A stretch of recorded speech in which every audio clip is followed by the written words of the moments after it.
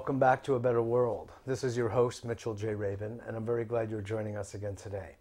Today we're going to be continuing on with our guest, Sheri Winston, who is a midwife, a gynecology practitioner, and a registered nurse, and has a list of different credentials in the holistic health world, and most recently, actually for nearly a decade, has been a sexuality and sex educator, and is the author of this book, Women's Anatomy of Arousal, Secret Maps to Buried Pleasures, something we all want to know more about. And for those of you who saw last week's show, you know that we were really looking at sex and sexuality from a very large, almost global / anthropological point of view, and looking at it even behaviorally in the mammalian world, and what sex means and how human beings have come to embody it, depress, suppress, repress it,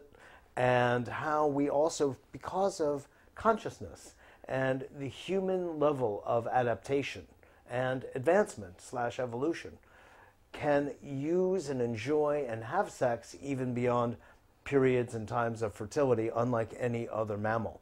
So that is positioning us for today's show, where we're going to really be going into the nature of courtship and what goes on when we really focus into the depths, if you will, of the subject of male and female sexuality, and actually beyond. But we're going to be focusing primarily on that. So, Sheri, good to have you back. Oh, a pleasure to be here. Thanks for having me back. Absolutely. You know, I have to say, your book is so good. It just is so replete with interesting images as well as quotes. I mean, one after the other is just so enjoyable. Of the delights of this world, man cares most for sexual intercourse, yet he has left it out of his heaven. Isn't that interesting? Mark Twain. Wow. You know, well, we looked at the sort of some of the religious underpinnings, if you will, and the complications involved on that level.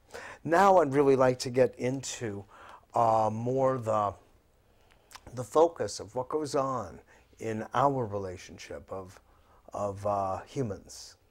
Excellent. So we've looked at the big picture, and now we're going to bring it in. The micro. Now we're going to look at sexual energy and polarity, attraction, desire, and the way we play with other people. Yeah.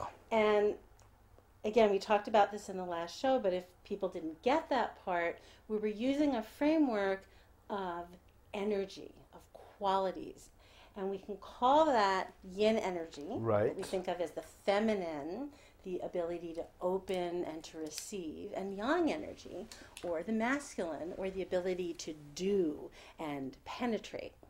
And of course, we embody that in ourselves, and we each have both of those qualities. It's really important to understand no one is just one. We've covered that. Now let's move into, we understand that.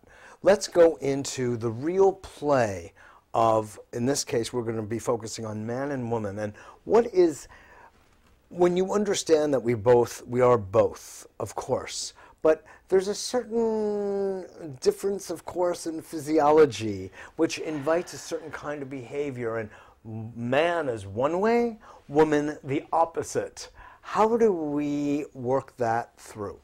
So if we look at it from that energetic perspective, most of us have a core energy that's our stronger, more central energy. And for most women, that is yin energy. Yeah. It's cool and it's slow and it's watery, and it starts out here, outside of ourselves.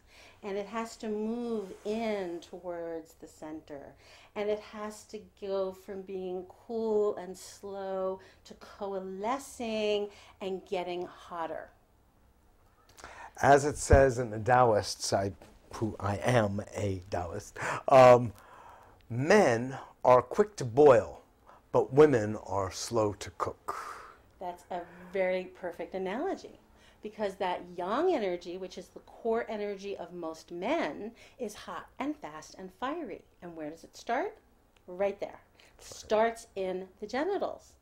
And men, or core yang people, can have sexual energy that's just genital energy. and genital exchange, and it never has to go anywhere else. For most women, most of the time, it doesn't work that way.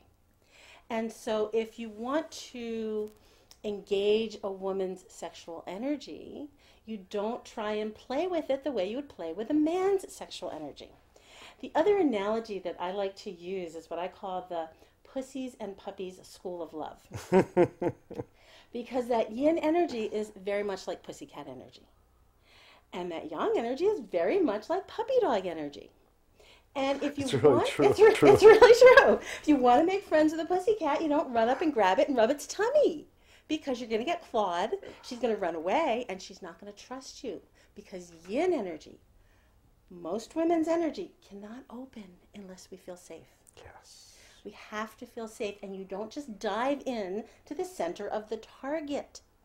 That's going to make us close up. Yin can open and it can close. We don't feel safe, we close. Yang energy, that puppy dog energy, it's fun and playful and enthusiastic. And when it's unschooled, right, a badly behaved dog, right, that's the one that knocks you over and starts humping your leg. Exactly.